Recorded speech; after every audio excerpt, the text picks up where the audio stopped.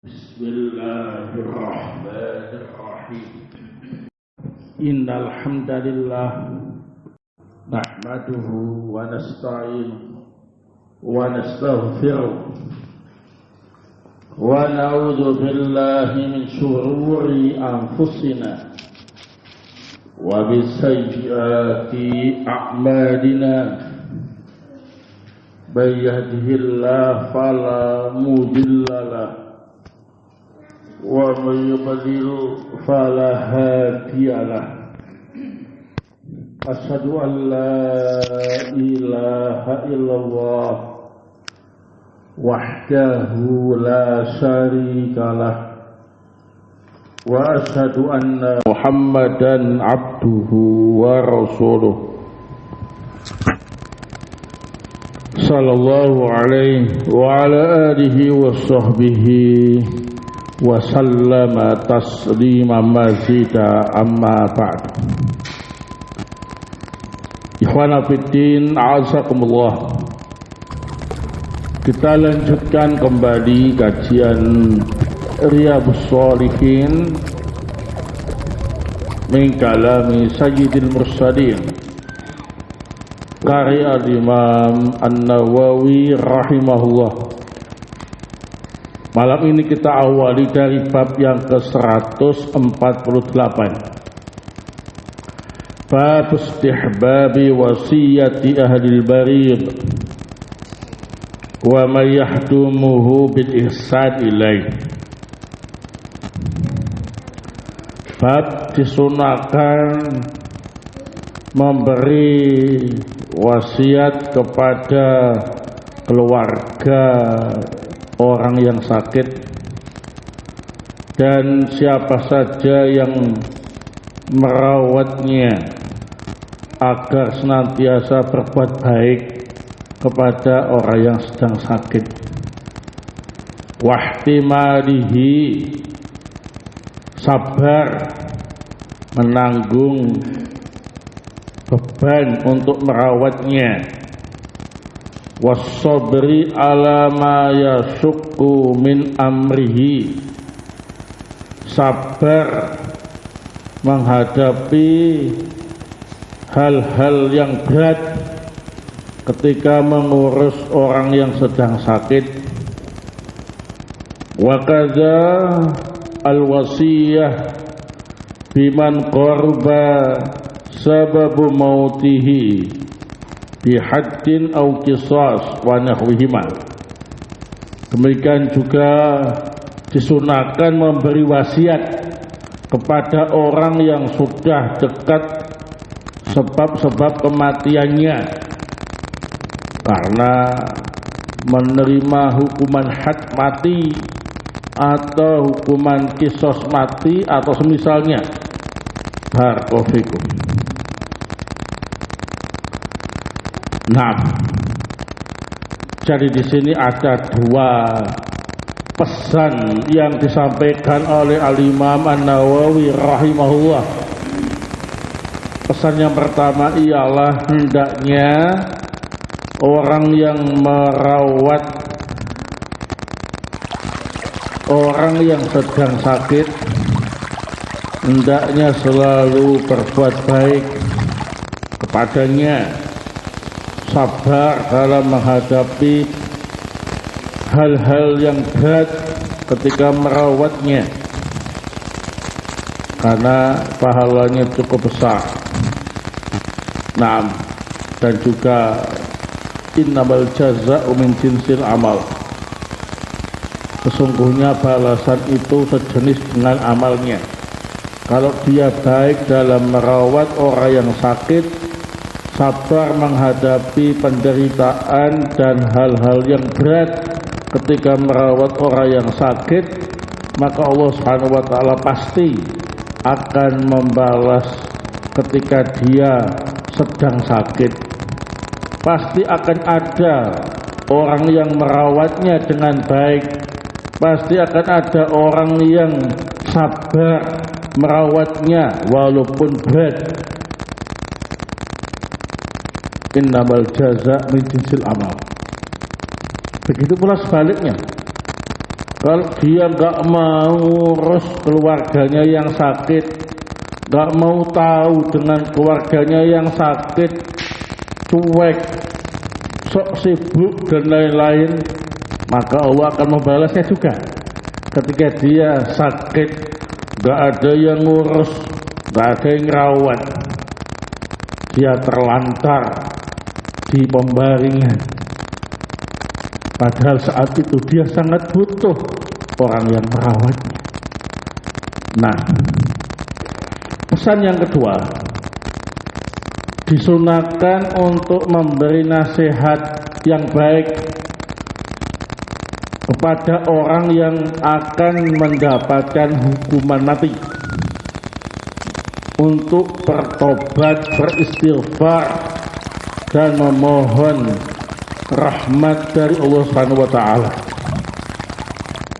Bahkan sudah ditentukan hari dan tanggal eksekusi matinya. Berarti dia sudah apa ini? Akan mati, ya kan? Maka dinasihati, obat, istighfar, banyak ibadah, banyak berdoa kepada Allah supaya husnul khotimah. Ya, jadikan kejahatan-kejahatan yang telah ia lakukan sebagai pelajaran. Karena siapa saja yang berdosa kemudian minta ampun dan bertobat kepada Allah Subhanahu wa taala, bahkan dia siap mendapatkan hukuman had sesuai dengan aturan syariat dan harus mati di bawah pedang al-gojo atau yang semisalnya, maka dosa-dosanya akan diampuni oleh Allah Subhanahu wa taala. Nah, perlu disampaikan seperti itu. Tapi semuanya terkait dengan hidayah dari Allah Subhanahu wa taala. Enggak semuanya orang itu kapok bisa mengambil pelajaran, ya. Bahkan ada yang sudah dapat hukuman mati, dia merasa gak salah, merasa itu resiko dalam sebuah pekerjaan, dalam sebuah tindakan, ya, gak merasa berdosa. Jadi dia siap menerima hukuman mati itu karena kesombongan dan karena gengsinya. Nah, begitu, gak ada perasaan menyesal. Nah, sehingga butuh ada nasihat bagi mereka-mereka yang apa ini, kematiannya sudah dekat, karena memang sudah ada keputusan untuknya harus mengalami hukuman mati, baik hukuman had maupun kisos atau semisalnya. Baik. Al-Imam An-Nawawi rahimahullah membawakan beberapa hadis dalam masalah ini. Hadis yang ke-913. Qala Al-Imam An-Nawawi rahimahullah an Imran ibn Husayn radhiyallahu anhuma anna imra'atan min Juhainah atatin nabiyya sallallahu alaihi wasallam wa hiya khubla min az-zina faqalat ya Rasulullah asabtu haddan fa'aqimhu alayya fada'a Rasulullah sallallahu alaihi wasallam waliyaha faqala ahsin ilaiha fa idza wada'at fa'tini biha fafa'ala fa'amara biha an-nabiyyu sallallahu alaihi wasallam fasuddat 'alaiha thiyabuha thumma amara biha farjimat thumma shalla 'alaiha rawahu Muslim. Dari sahabat yang mulia Imran ibn Husayn, semoga Allah meridhai keduanya, bahwa sesungguhnya ada seorang wanita dari Juhainah datang menghadap Nabi Shallallahu Alaihi Wasallam dalam keadaan hamil karena zina. Maka wanita itu berkata, wahai Rasulullah, aku telah melakukan pelanggaran yang menyebabkan hukuman had, maka tegakkanlah hukuman had itu atasku. Maka Rasulullah SAW memanggil wali dari wanita tadi. Beliau bersabda, tolong engkau berbuat baik kepada wanita ini, dan jika sudah melahirkan anaknya, datangkan ke sini wanita ini. Walinya melakukan apa yang diperintahkan oleh Rasul SAW. Maka setelah melahirkan, Nabi SAW memerintahkan untuk mengikat pakaian wanita tadi. Kemudian beliau memerintah untuk merajamnya. Setelah itu kemudian beliau mensolatkan jenazahnya. Hadis ini diriwayatkan oleh Imam Muslim. Baik. Dalam hadis ini ikhwana fillah azakumullah, kita bisa mengambil beberapa pelajaran dan faidah. Yang pertama tentu terkait dengan bab. Di sini Rasul Shallallahu Alaihi Wasallam memerintahkan kepada wali dari wanita hamil karena zina untuk berbuat baik kepadanya sampai melahirkan, merawatnya. Nah, ini dijadikan sebagai dalil nasihat kepada orang yang merawat orang yang sedang sakit untuk sabar dan berbuat baik kepadanya. Wanita yang hamil itu sedang sakit hamil, payah, letih di atas letih, ya. Nah, maka Rasulullah memerintahkan walinya untuk memperlakukannya dengan baik, yakni merawatnya.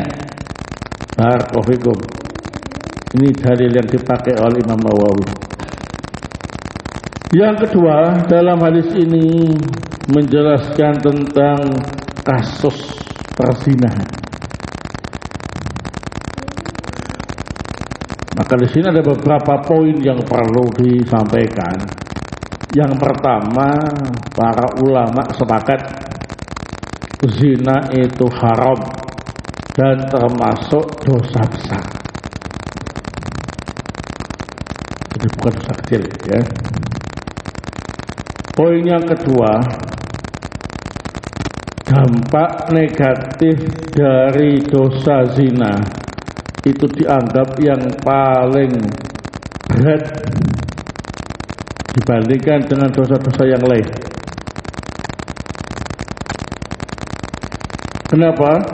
Karena zina itu menjadi sebab kerusakan akhlak.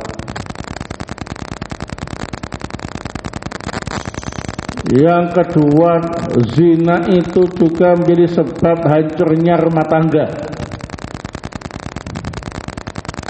Yang ketiga, zina itu menjadi sebab kacaunya nasab.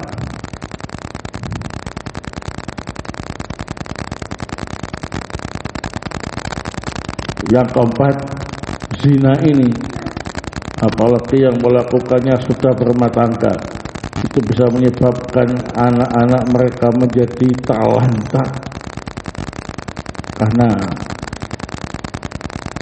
perselingkuhan itulah yang menjadi sebab anak-anak menjadi terlantar. Mereka tidak mau bersama dengan orang tuanya yang sudah terkena kasus-kasus seperti ini. Malu, ya, sehingga mereka juga kemudian melampiaskan kejengkelannya, kekecewaannya dengan cara melakukan tindakan-tindakan yang jelek. Di antara sebabnya ialah karena adanya perzinahan. Baik. Kemudian poin berikutnya, zina ini orang yang melakukannya ada dua keadaan. Keadaan yang pertama, orangnya itu muhson. Keadaan yang kedua, orangnya ghairu muhson.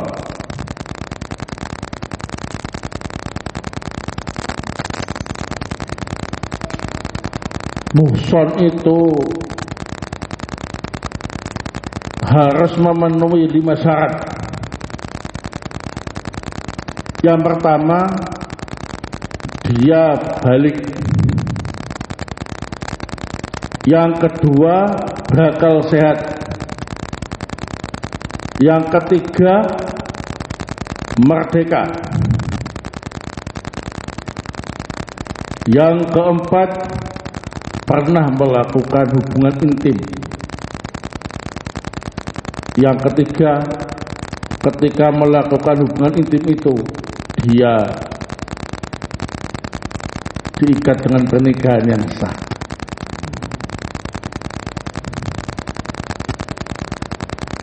Jadi hubungan intimnya tadi dilakukan dalam hubungan pernikahan yang sah, ya. Namanya muhson.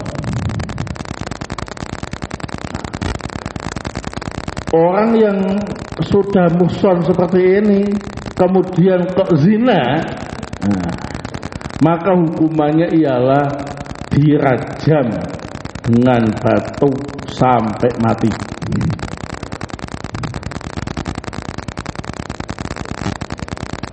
Ya, gitu. Berarti kalau ada yang belum balik atau gila, ya,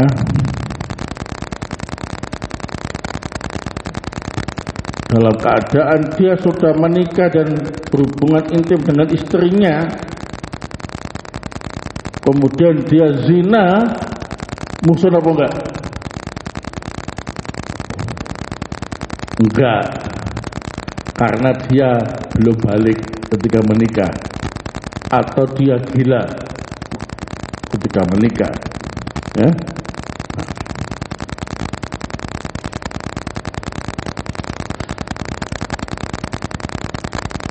Berarti kalau ada orang yang bakal balik, merdeka, sudah menikah dengan pernikahan yang sah, tapi gak pernah berhubungan intim sama istrinya,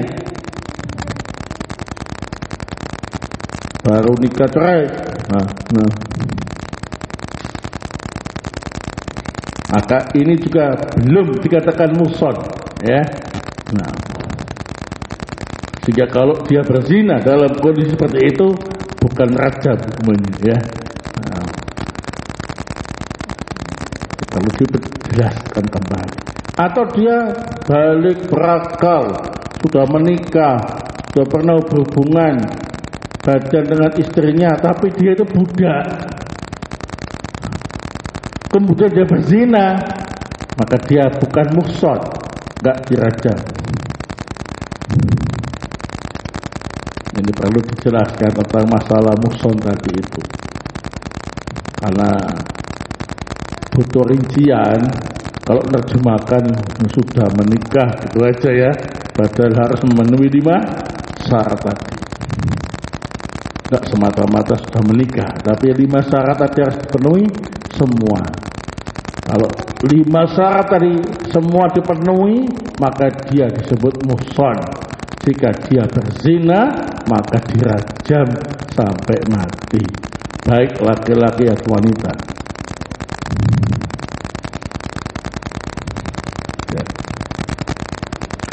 Adapun jika pelaku zina tadi itu ghairu muhson, berarti salah satu dari syarat 5 ini tidak terpenuhi,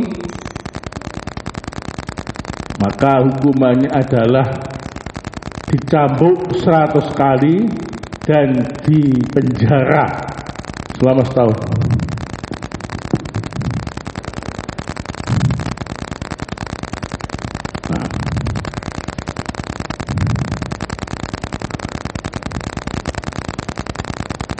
Adapun kasus yang menimpa wanita dari Juhaina tadi, karena dia ternyata adalah muhsan, sehingga Rasul memerintahkannya untuk dirajam. Apakah langsung hukuman had rajam diberlakukan kepada pelaku zina? Jawabannya dilihat. Kalau pelakunya ini sedang hamil, tak boleh langsung dirajam. Ditunggu sampai melahirkan. Karena yang dapat hukuman itu ibunya. Bayi yang dikandungnya itu gak ikut-ikut, ya, sehingga gak boleh langsung dirajam. Karena kalau langsung dirajam, ibunya mati, maka anaknya yang dalam kandungan pasti mati juga, ya. Nah, tak boleh. Nah, kalau sudah melahirkan, dia harus menyusui 2 tahun.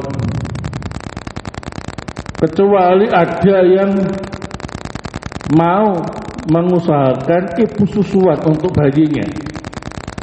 Kalau ada yang mau menyusui bayinya, maka bisa langsung dirajam. Tapi kalau enggak, tak boleh. Nunggu 2 tahun sampai sapi, baru dirajam.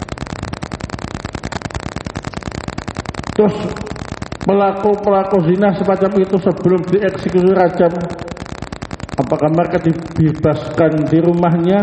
Jawabannya, kalau memang tidak ada tanggungan dan tidak dikhawatirkan kabur, nggak masalah, ya. Dia punya tanggungan bayi dan dia ada yang menjamin nggak akan kabur, maka jadi tahanan kota.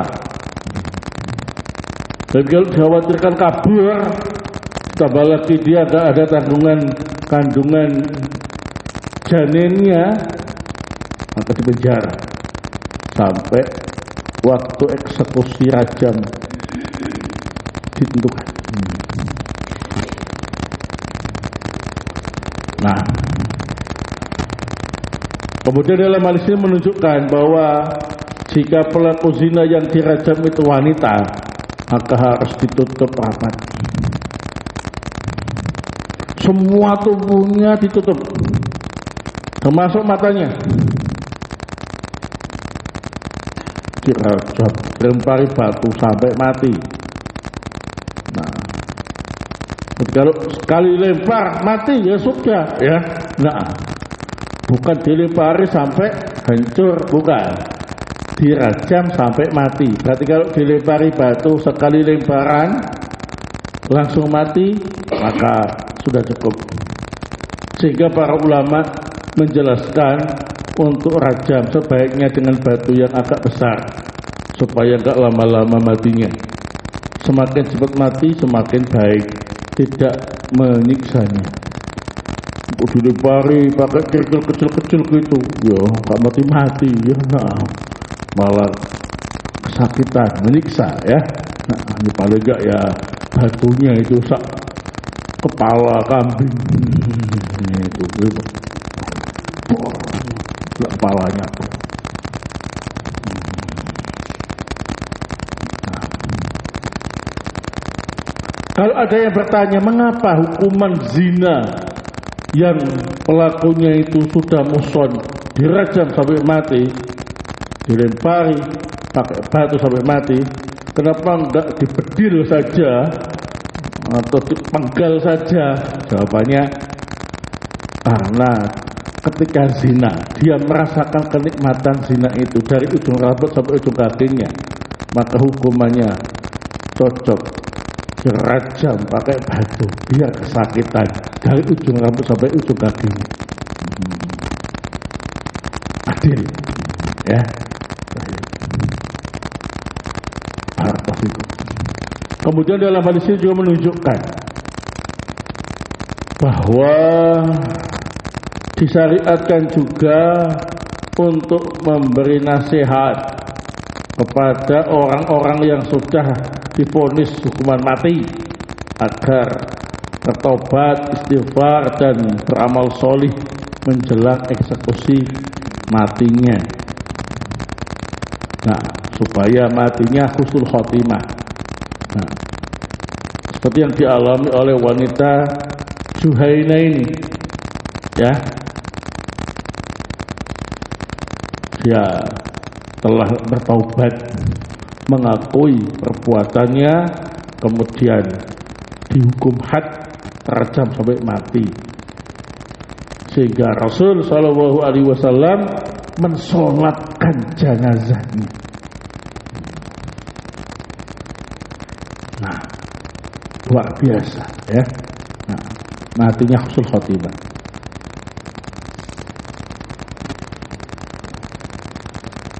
Ini juga terdapat faedah bahwasanya siapa saja yang dihukum mati karena hukuman had, bukan karena murtad, selama dia muslim, maka harus disolatkan jenazahnya dan dikubur di kuburan kaum muslimin. Adapun kalau hukuman mati itu karena murtad, maka tidak boleh disolatkan jenazahnya dan tidak boleh dikubur di kuburan kaum muslimin.